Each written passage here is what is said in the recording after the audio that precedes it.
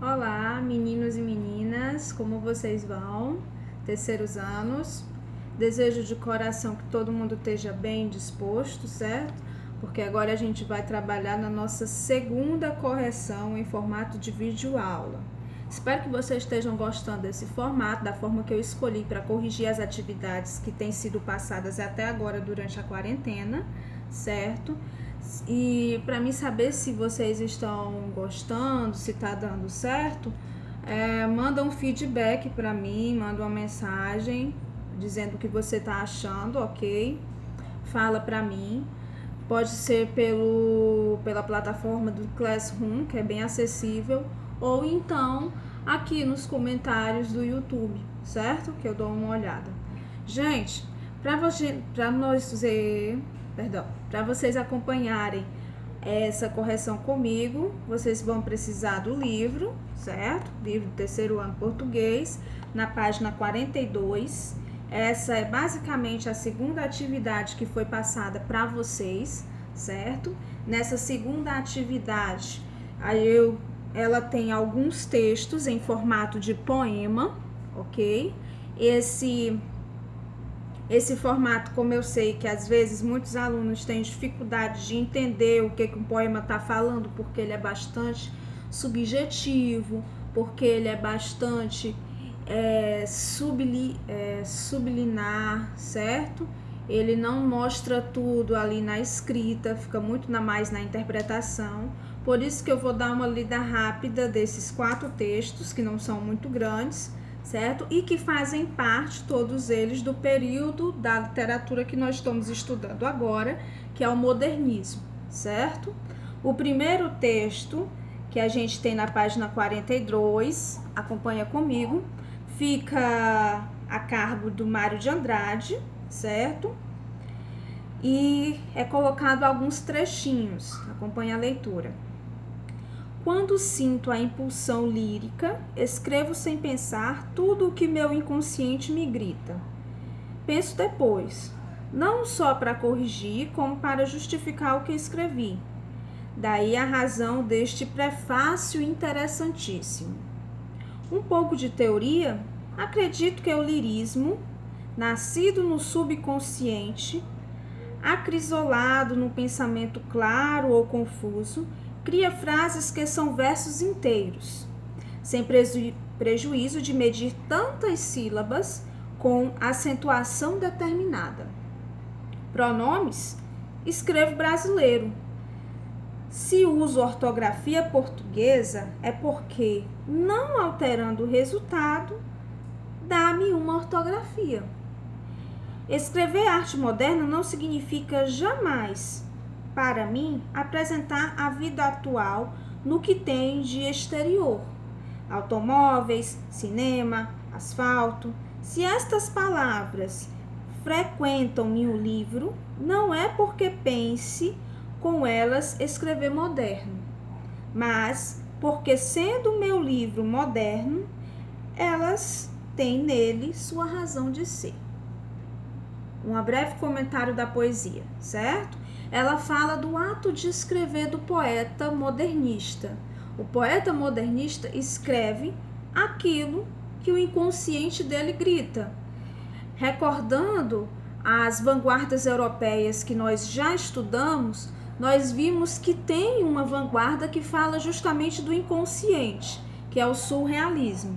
No surrealismo, a gente vai ver que o poeta, que o escritor, que o artista vai dar valor àquilo que nasce do inconsciente dele.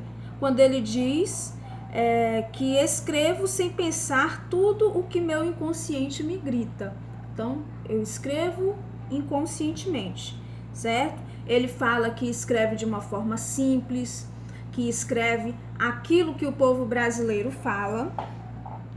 Quando a gente tem na terceira estrofe, escrevo brasileiro.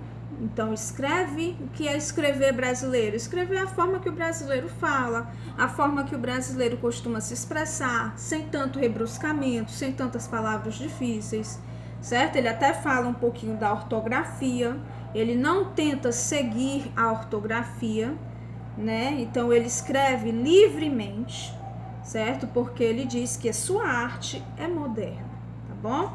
Então é isso que mais ou menos nos fala o texto 1. O texto 2 é de Oswald de Andrade, que também é um autor modernista que nós vamos estudar. Ele tem um título, esse poema, Erro de Português, certo? Bem curtinho. Acompanha aí a leitura comigo, tá legal? Quando o português chegou, debaixo de uma bruta chuva, vestiu o índio, que pena. Fosse uma manhã de sol, o índio tinha despido o português, certo? À primeira vista a gente não consegue entender muito bem o que o poema fala. Por quê? Porque você precisa refletir que nem tudo que o poema explica está dito em palavras, certo? Então, ele fala no geral do quê? Ele fala primeiramente do encontro que existe entre o português e o índio, ou seja, fala do momento do descobrimento do Brasil, certo? No momento em que o Brasil foi descoberto e que aqui tinha uns índios. Então, ele fala desse encontro em que o português chegou. E o que o português fez quando chega aqui no Brasil? Ele vai tratar de dominar a terra, né? Então a gente vê na história que o índio ele é dominado pelo português, o português ele tenta apossar-se da terra. Então ele fala, ele representa esse ato de dominar quando ele fala que o português vestiu o índio. Que pena, né? O ato de trazer a cultura e impor a sua cultura ao índio, desprezando a cultura indígena, certo? Então, no geral, o texto 2 fala disso aí. No texto 3, certo? Que também é de Oswald de Andrade, tem um título, O Capoeira, certo? E tem um diálogozinho. Diálogo retrata duas pessoas, certo? Então, a primeira pessoa fala, quer apanhar, soldado? O quê? Quer apanhar? Aí o narrador diz, pernas e cabeças na calçada, certo? Então, a gente tem um diálogo que se acompanha de perguntas e nós vemos que tem um uso de uma linguagem bem característica, bem próxima do falar português, da forma como a gente fala. Quer apanhar? Soldado. Soldado, certo? O quê? Quer apanhar? Certo? Então, é uma forma bem característica do que a gente fala no cotidiano, tá bom? Então, a gente entende que existe aí um diálogo entre alguém que é um soldado e uma outra pessoa, certo? E que desse diálogo acaba talvez surgindo uma espécie de briga. Quando ele diz pernas e cabeças na calçada, entende-se que houve aí uma briga violenta que resultou aí em uns ferimentos graves. Dá isso para entender. No quarto texto, também de Oswald de Andrade, a gente tem São José del Rei, certo? Acompanha aí a leitura. Bananeiras, o sol, o cansaço da ilusão, igrejas, o ouro na serra de pedra, a decadência, certo? À primeira vista parece que são só palavras soltas, mas você tem que fazer a ligação entre as palavras e tentar encontrar o sentido entre elas, certo? Então a gente tem aí uma descrição de um lugar. Bananeiras, sol, cansaço, igreja. Então ele está descrevendo uma paisagem, se você for observar. Igreja, o ouro da serra, decadência. Historicamente, a gente vê que no início da nossa colonização existe um período em que o Brasil vai ficar bastante movimentado com a ideia do ouro, de começar a se achar ouro, onde hoje é a região de Minas Gerais, Ouro Preto, né? Então, aparentemente, porque ele cita o ouro na Serra de Pedra, aparentemente parece que ele está falando da questão do ouro nesse momento, certo? e de tanto se extrair o ouro, que a grande maioria foi para Portugal, acabou aqui na nossa região, no Brasil, uma decadência quando esse ouro acaba, quando esse ouro não rende mais. Então, o que sobra uma decadência, porque todo o ouro, toda a riqueza sai daqui e vai para Portugal. Portugal enriquece, o Brasil empobrece. É essa a ideia mais ou menos do poema.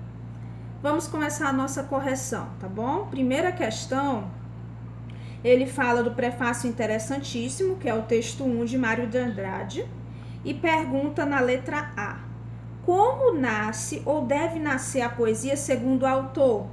E a gente viu que o autor, ele faz poesia do inconsciente, certo? Então, na letra A, a resposta é inconscientemente. O autor acredita que a sua poesia deve nascer do inconsciente, certo? E isso é diferente do parnasianismo, que é a segunda pergunta da letra A, certo? Diferente do parnasianismo. O parnasianismo vem falar pra gente que a poesia, a literatura, ela devia ser racional, devia ser pensada, devia ser rebruscada, devia ser cheia de versos, de rimas, de métrica, devia ser toda organizada. E a gente vê que a poesia que nós lemos agora, ela não tem muito bem essa organização. Tem versos que são muito grandes, tem versos que são pequenos. Então, o parnasianismo, ele é contrário a essa poesia do inconsciente, certo? Então, letra A, poesia vem do inconsciente, e o parnasianismo fala de uma poesia mais racional, certo? Na letra B, tem a seguinte pergunta: qual é a posição do poeta a respeito da língua a ser usada na poesia? Ainda no texto 1 do Mário, certo? Ele fala, nós vimos, que a língua deve ser uma língua brasileira, uma língua própria do brasileiro, uma língua mais próxima de como a gente fala, certo? E aí a segunda pergunta, em que essa posição difere da tradição literária? É que até o momento do modernismo, tudo que se fazia de literatura era buscado uma linguagem mais rebruscada, uma linguagem mais elevada, mais correta gramaticalmente. E quando inicia o modernismo, não se tem mais essa preocupação com a linguagem. A linguagem é uma linguagem que o autor quiser colocar, aquela linguagem que o povo entenda, aquela linguagem mais próxima do brasileiro como ele fala, certo? Na letra C, ao citar automóveis, cinema, asfalto, o poeta indiretamente rejeita o rótulo de futurista. Ele fala que não é um futurista, frequentemente atribuído na época a todos que eram modernistas. Segundo ele, de que deve tratar a vida? Aliás, de que deve tratar a arte moderna? Ele fala que a arte moderna dele não é uma arte futurista. Ele não vai falar de automóvel, de cinema, de asfalto, que a gente viu que eram temas muito usados pelos artistas na vanguarda europeia do futurismo. Ele vai dizer que a sua poesia vai falar da vida e da vida atual, da vida naquele momento. E se a vida naquele momento tinha automóvel, tinha cinema, então era só por isso que ele falava disso na literatura, certo? Então, a resposta da letra C, Mário de Andrade vai falar da vida e a vida atual, certo? Segunda questão: o modernista da primeira geração tiveram uma posição iconolástica, de destruição da cultura do passado, e apresentaram propostas para a implantação de uma arte moderna no Brasil. Aí ele tem aqui algumas propostas dessa literatura na página 44, certo? Aí tem algumas características de como a literatura, de quais características a poesia dos modernistas tinha. E aí a questão pede para a gente relacionar qual dessas características está presente no texto 2, 3 e 4, certo? Eu vou ler o pontinho e vou dizer aonde, em quais textos está essa característica, tá bom? Então acompanha aqui comigo. O primeiro pontinho fala da busca da síntese. A busca da síntese está tanto no texto 2, 3 e no 4, certo? Busca da síntese 2, 3 e 4. O verso livre, o que é um verso livre? O verso livre é aquele que não se preocupa com rimas, em rimar, e não se preocupa com a métrica, certo? Então, o verso livre está em todos os poemas. Está no texto 2, no texto 3 e no texto 4. A fragmentação, que é aquele poema que não explica tudo, ele cita as palavras. Eu até disse para vocês, tem poema aqui que parece que são palavras soltas, né? Essa fragmentação, ela está principalmente no texto 3, certo? O outro pontinho, valorização de temas brasileiros e elementos da paisagem nacional. Tema brasileiro, elemento da paisagem nacional, está em todos os poemas. Texto 2, texto 3 e texto 4, certo? Próximo ponto. Revisão crítica, faz uma crítica ao passado brasileiro. Se você voltar no vídeo, vai ver que quando eu estava explicando os poemas, quase todos falavam alguma coisa do passado do Brasil. Tempo da colonização, tempo da mineração, certo? Então, essa valorização do passado histórico está presente principalmente no texto 2, certo? Nacionalismo, que é o próximo pontinho na segunda coluna. O nacionalismo, a ideia nacionalista de que somos descendentes de um povo indígena, essa ideia nacionalista está no texto 2. Próximo ponto, valorização da língua brasileira. A valorização dessa língua está no texto 3, porque usa justamente uma língua mais informal, muito mais próxima do falar do brasileiro, certo? Então, a valorização da língua está no texto 3. Flashes cinematográficos. Esses flashes, como se como se o cara estivesse descrevendo uma paisagem, mas só citando pontos. A gente viu que ele está principalmente no texto 4, certo? Texto 4. Humor e ironia. Textos que trazem humor e ironia, principalmente o texto 2, que tem uma certa ironia ao dizer que o índio, se estivesse fazendo um dia de sol, seria ele que vestiria ou que despiria o português. Ou seja, se o índio fosse mais soberano, se o índio tivesse tido a malícia de ver que o português queria dominar a sua terra, eles teriam guerreado e provavelmente teriam defendido a sua terra. E hoje a gente estaria falando muito mais uma língua mais indígena, muito mais na cultura indígena do que na cultura portuguesa. Então, essa ironia está principalmente no texto 2. E a última característica, o último pontinho, poesia nominal, ou seja, feita principalmente de substantivos, principalmente o texto 4, certo? Isso aí, resposta da segunda questão. Terceira questão, gente, nós temos o seguinte, no poema da Capoeira, o Capoeira, de Oswald de Andrade, tem o prefácio interessantíssimo de Mário de Andrade também. Esses dois textos, em que eles se assemelham? Esses dois textos, o Capoeira e o prefácio, eles têm a ideia de trabalhar com uma língua brasileira.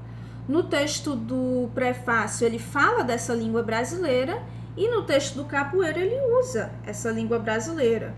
Quando ele fala que é apanhar, soldado, que são falas mais brasileiras, mais próximo da fala do que da escrita. Então, na terceira questão, o que eles têm de comum, de semelhante, é a língua brasileira, uma língua mais brasileira.